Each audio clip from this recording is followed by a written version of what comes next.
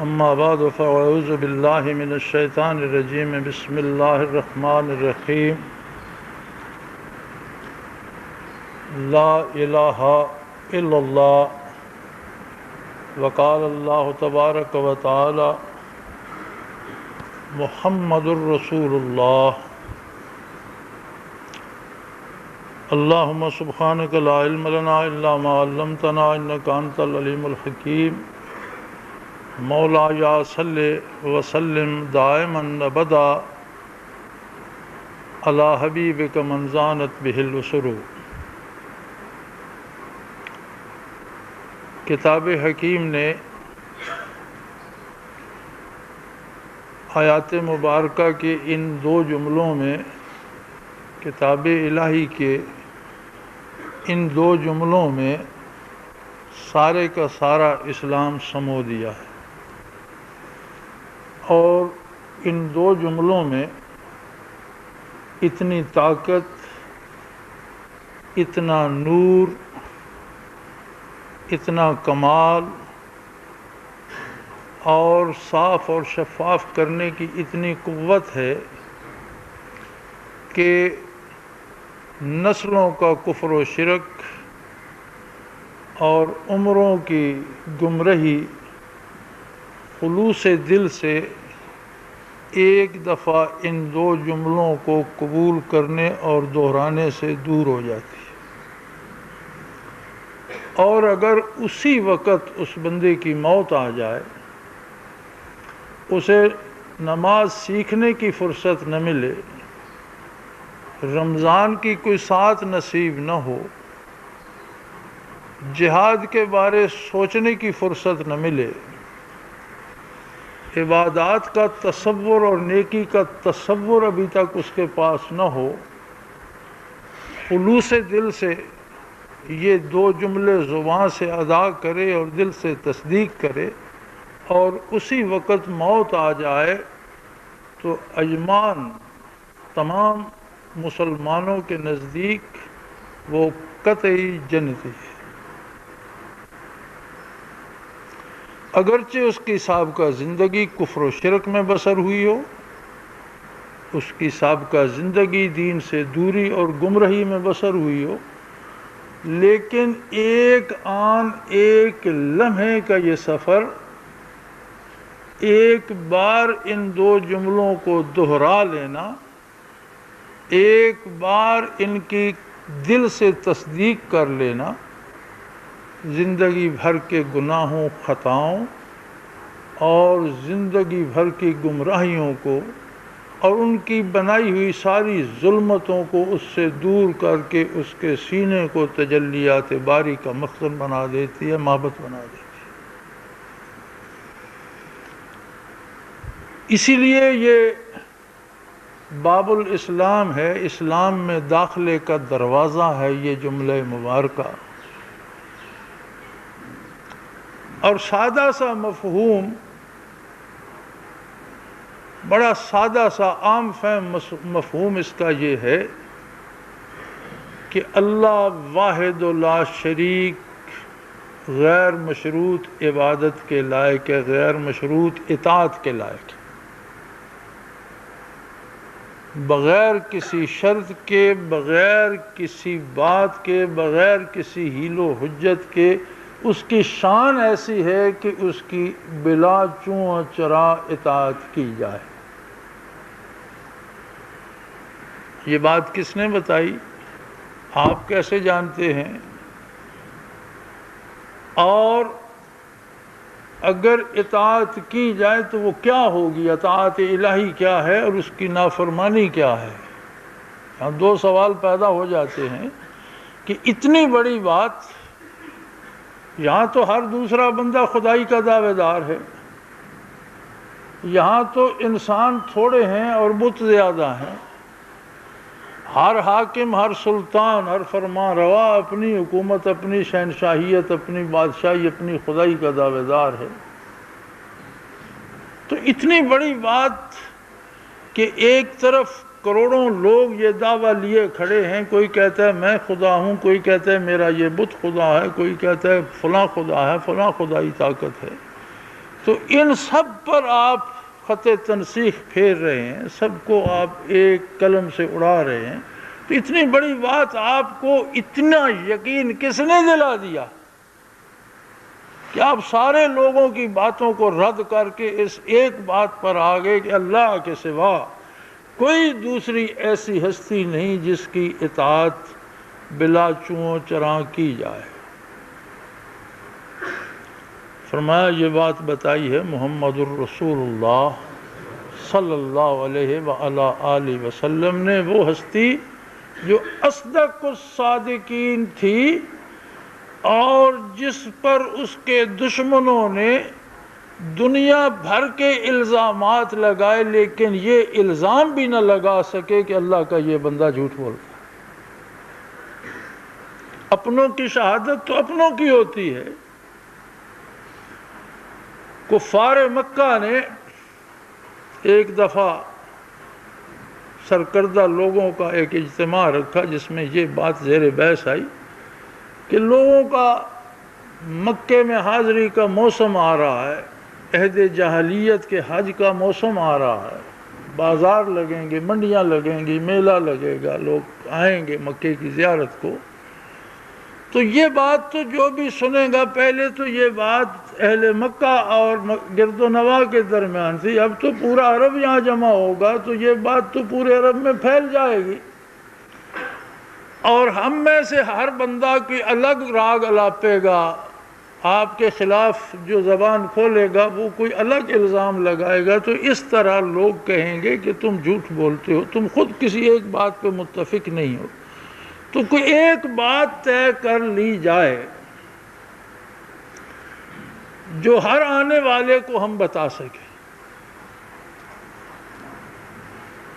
تو مختلف اس میں آراء آئیں، کسی نے کہا ہم کہہ دیں گے شاعر ہے، کسی نے کہا ہم کہہ دیں گے حکومت حاصل کرنا چاہتا ہے، اور وہ محفل رد کرتی گئی مختلف دلائل کے ساتھ۔ اب اس میں پڑ جائیں تو بات لمبی ہو جائے گی۔ جو میں عرض کرنا چاہتا ہوں وہ یہ ہے کہ ایک آدمی نے اٹھ کر کہا کہ سادہ سی بات ہے، تم کہہ دو یہ بندہ جھوٹ بولتا ہے، یہ عام سی بات ہے، ایک ایسی بات پہ ڈٹ جاؤ کہ جو یہ کہتا ہے یہ جھوٹ بول رہا ہے۔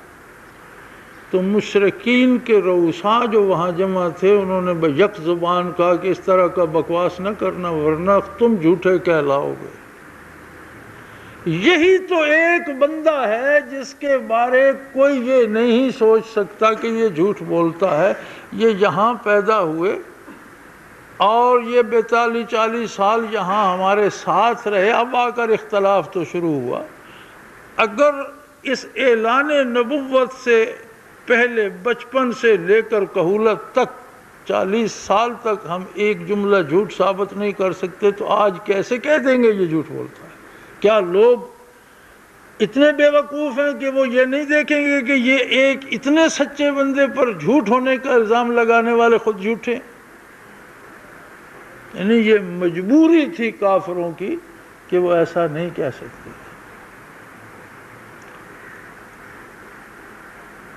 اور بالآخر اتفاق اس پہ ہوا کہ یہ ایک ایسا کام سکھاتا ہے جس سے باپ بیٹے سے جدا ہو جاتا ہے، بھائی بھائیوں سے جدا ہو جاتا ہے، میاں بیویوں میں علیحدگی ہو جاتی ہے، کوئی نئی بات سکھاتا ہے، اس لیے اس سے بچو۔ تو میرے بھائی، اللہ نے فرمایا کہ جب یہ بات آئے اور یہ سوال پیدا ہو تو بتاؤ کہ یہ بات اللہ کے اس بندے نے بتائی جو اصدق الصادقین ہے، جس کے ساتھ کا دوسرا کوئی سچا تلاش کرنا ممکن نہیں۔ اللہ کے سارے نیک بندے سچے ہوتے ہیں، انبیاء سارے معصوم عن الخطا اور صادق ہوتے ہیں، لیکن تلک الرسل فضلنا بعضهم علی بعض، بعض سب اچھے ہیں، بعض اچھوں میں بھی بہت اچھے ہیں، اور سب کے سردار ہیں محمد الرسول اللہ صلی اللہ علیہ وآلہ وسلم۔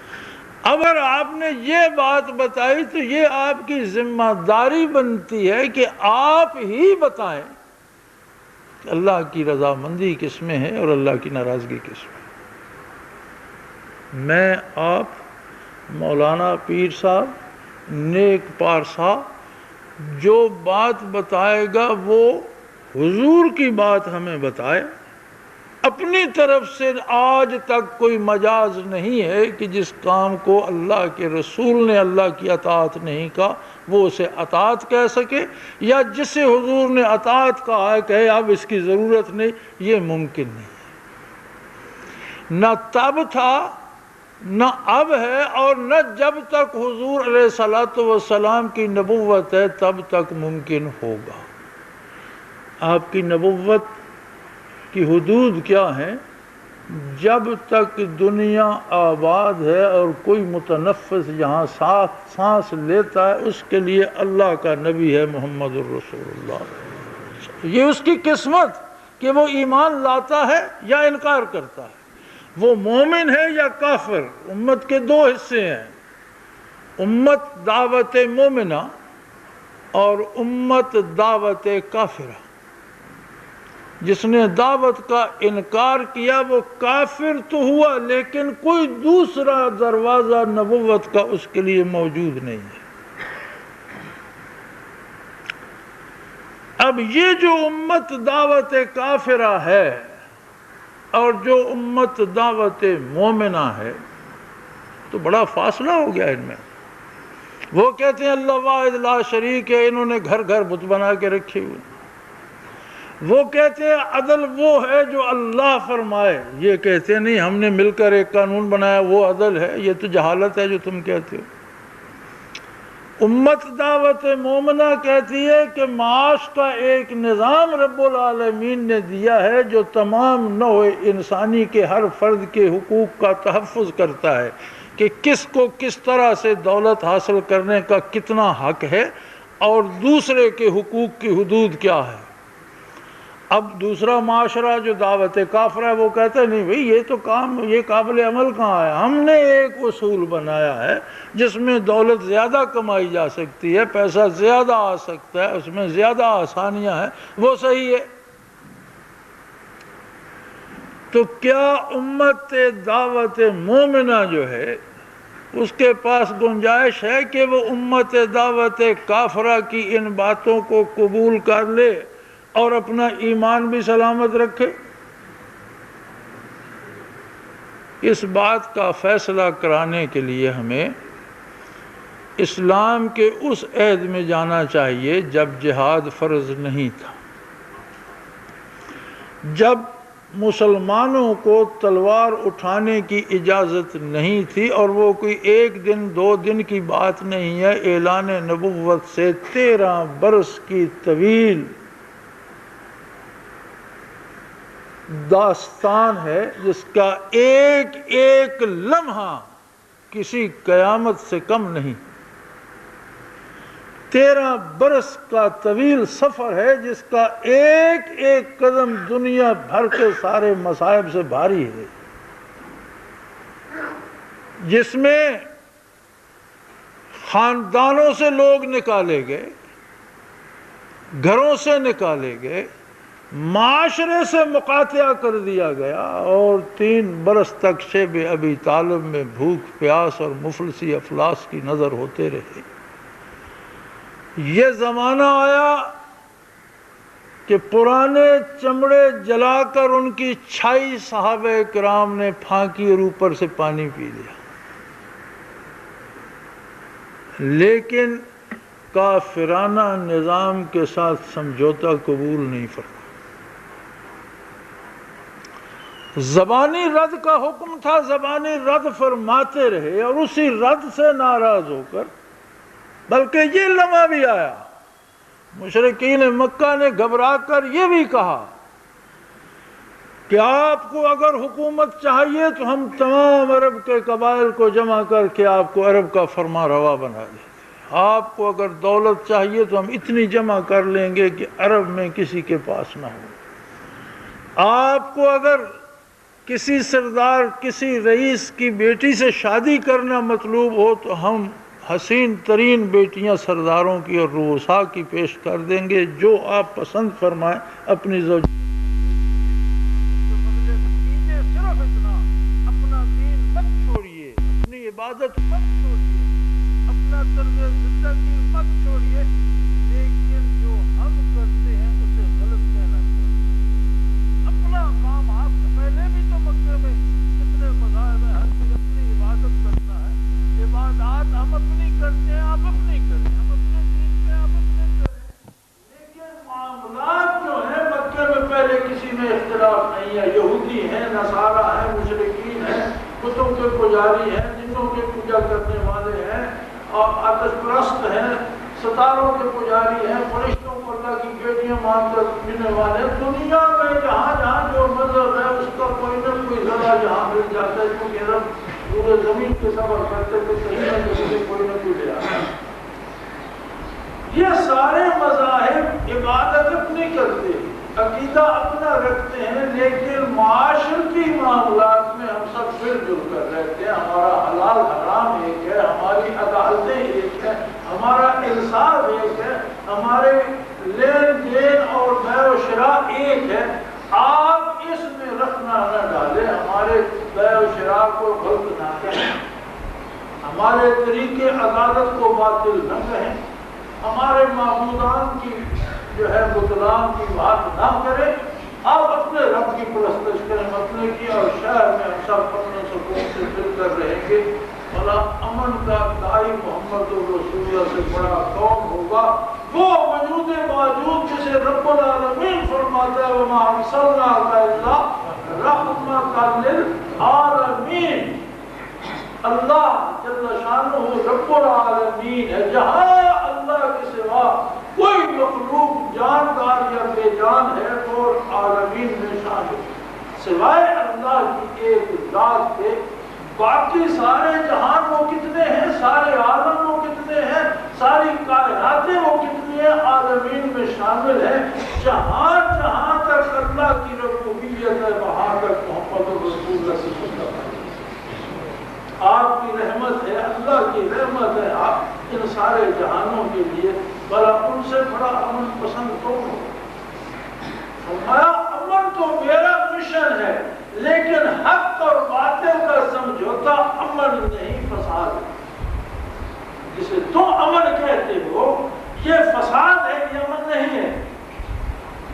امن یہ ہے کہ اگر تم ہماری بات نہیں ماننا چاہتے، ہمارا طریقے انصاف نہیں ماننا چاہتے، ہمارا طریقے معاشرت نہیں قبول کرنا چاہتے، ہمارا بيع و شراء کا طریقہ تمہیں پسند نہیں ہے، تو پھر ہم اپنا جو ہے اختیار کریں گے، تم اپنا اختیار کرو۔ یہاں دو قسم کے لوگ ہوں گے، تمہارا انصاف الگ ہوگا، ہمارا انصاف الگ ہوگا، تمہارا جائز و ناجائز الگ ہوگا، ہمارا جائز و ناجائز الگ ہوگا۔ اس لیے فرمایا تم خود باتیں بناتے ہو، تم تبدیل نہیں کر سکتے۔ میں اپنے آپ کوئی بات نہیں گھڑتا، مجھے اللہ کی وحی آتی ہے، اسے تبدیل کرنا میرا کام نہیں ہے، رب العالمین کا کام ہے۔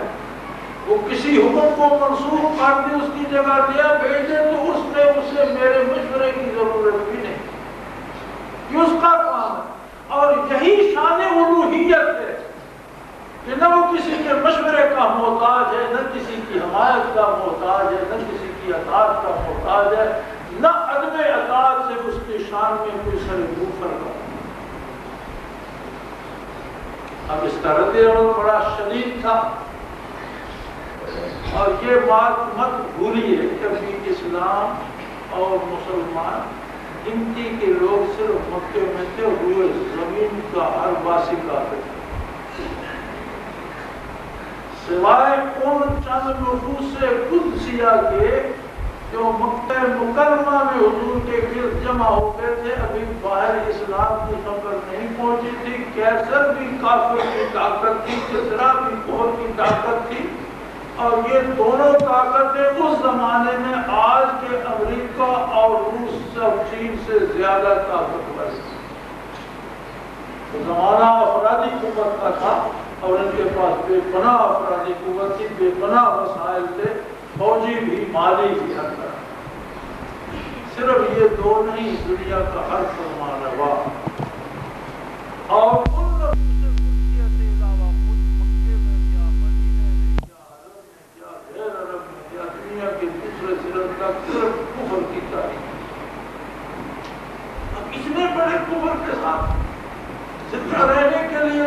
سا سمجھوتا کر لیا جاتا ہے.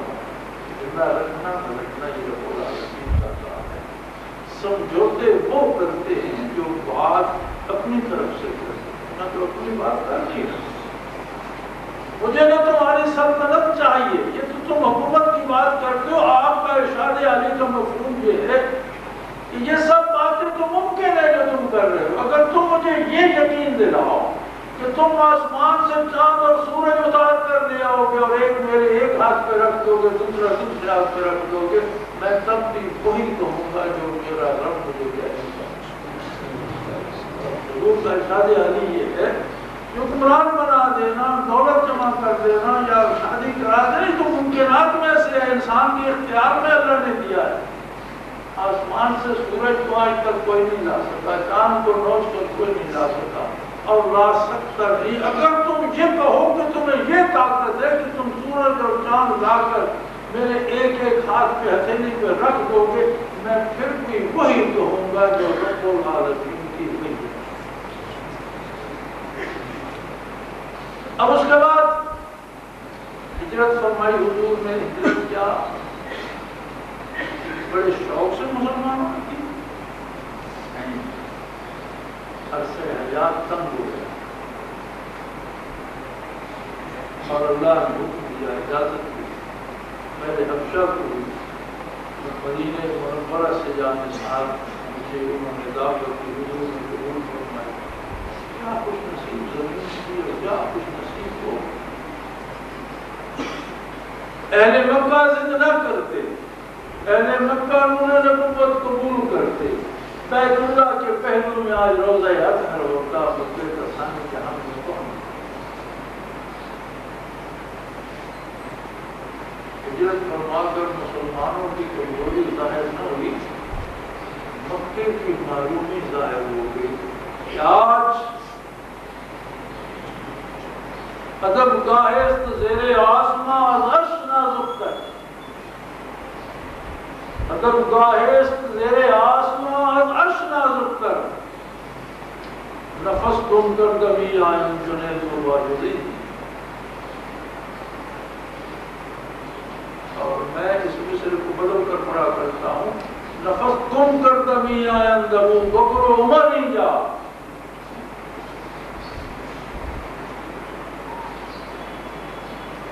تو حضرات گرامی، جب فضائل کی بات علماء حق لکھتے ہیں وہ فرماتے ہیں کہ روئے زمین میں سب سے اعلیٰ تختہ زمین جو ہے جہاں بیت اللہ تعمیر ہے. اگر زمین میں فضائل تلاش کریں، اہل اللہ کی مراکز منورہ ہیں، اللہ کی مساجد منور ہیں، عبادت گاہیں اللہ کی جہاں اللہ وحدہ لا شریک کی عبادت ہوتی ہے، وہ زمین پر ایسے ہیں جیسے آسمان پر ستارے. بہت مقدس جگہ ہے. اسی زمین کے سینے میں وہ کوہ طور بھی ہے جہاں تجلی ذاتی ہوئی تھی. اس نے پہاڑی چٹانوں کو سرما بنا دیا. وہ پہاڑ بھی ہے جس پر کریم اللہ بیٹھ کر اللہ سے باتیں کیا کرتے تھے. بہت اعلیٰ سے اعلیٰ جگہ موجود ہے، لیکن وہ خطے زمین جس پر بیت اللہ شریف تعمیر ہوا یہ اصل بھی ہے زمین کی اور ساری زمین سے افضل ترین ہے. لیکن اس سے بھی افضل ایک خطہ ہے زمین کا، ایک ٹکڑا ہے زمین کا، وہ ٹکڑا جو وجود مسعود محمد رسول اللہ سے بس کر رہا ہے، اس کی عظمت اس خطے سے زیادہ ہے. جہاں حضور آرام فرما ہے اور زمین کا جو ٹکڑا وجود باوجود محمد رسول اللہ سے بس ہو رہا ہے، اس کی فضیلت اس سے زیادہ ہے، عرش و کرسی سے زیادہ ہے، جنت سے زیادہ. کائنات افضل ترین خطہ ہے اگر کوئی ٹکڑا ہے تو وہ ہے جس سے محمد رسول اللہ صلی اللہ علیہ وسلم کو وجود باوجود مست ہے. اہل مکہ جہاں ہمارے مسلمان بھی ہو گئے، مکہ فتح بھی ہو گیا، اسلامی طرف گاؤں میں بھی آ گیا ہے. حضور علیہ السلام کو ہمیشہ اپنے آبائی گھر کا اور صحابہ کرام کو شوق بھی رہتا تھا، دکھ بھی رہتا تھا، محبت بھی تھی۔ بیت اللہ کو قبلہ بنانے کے لیے رخ اطہر آسمان کو اٹھ جایا کرتا تھا، دل کہتا رہتا تھا، اگر زبان ارشاد نہ فرماتی تو قلب اطہر اللہ سے ضرور بات کرتا رہتا تھا، درخواست کرتا رہتا تھا۔ اللہ کریم نے فرمایا آپ کا رخ اطہر بار بار آسمانوں کی طرف اٹھنا دیکھ رہے، اسی لیے آپ کا قبلہ آج سے وَبَلِّ وَجْهَكَ شَطْرَ الْمَسْجِدِ الْحَرَامِ، آج سے اپنا قبلہ مچ گیا، اس لیے کہ آپ کو بڑا شوق ہے، بڑا پیار ہے بیت اللہ سے، بڑا عشق۔ لیکن آپ جتنی دفعہ بھی مکہ مکرمہ گئے آپ نے نماز قصر کی۔ میں تو ہجرت کر چکا ہوں، میرا یہاں کچھ نہیں، میں تو مسافر ہوں، میں تو مدینے سے آیا۔ ارے کیا وفا کا انداز ہے کہ مدینے والوں نے سینہ کھول کر رکھ دیا کہ حضور تشریف لائیے، آپ نے ہمیشہ کے لیے فرمایا میں مدینے والوں کا، مکے میں نماز قصر فرمائی۔ آج ہم میں حنفیوں میں ہمارے اہل حدیث حضرات میں جو فرق ہے نماز قصر کا، اس کا سبب یہ ہے ان کے پاس دلیل ہے کہ حضور نے عرفات میں منا میں قصر پڑھی، اس لیے 7.5 میل فاصلہ ہے مکہ مکرمہ سے۔ مکہ مکرمہ حضور کا پیدائشی گھر تھا تو 7.5 میل پر قصر جائز ہے۔ حنفی کہتے ہیں کہ نہیں، مکہ مکرمہ حضور نے پھر گھر نہیں بنایا۔ اب جب بھی آیا آپ نے مکہ شہر میں قصر پڑھی، آپ کہتے ہیں بعد میں قصر پڑھی۔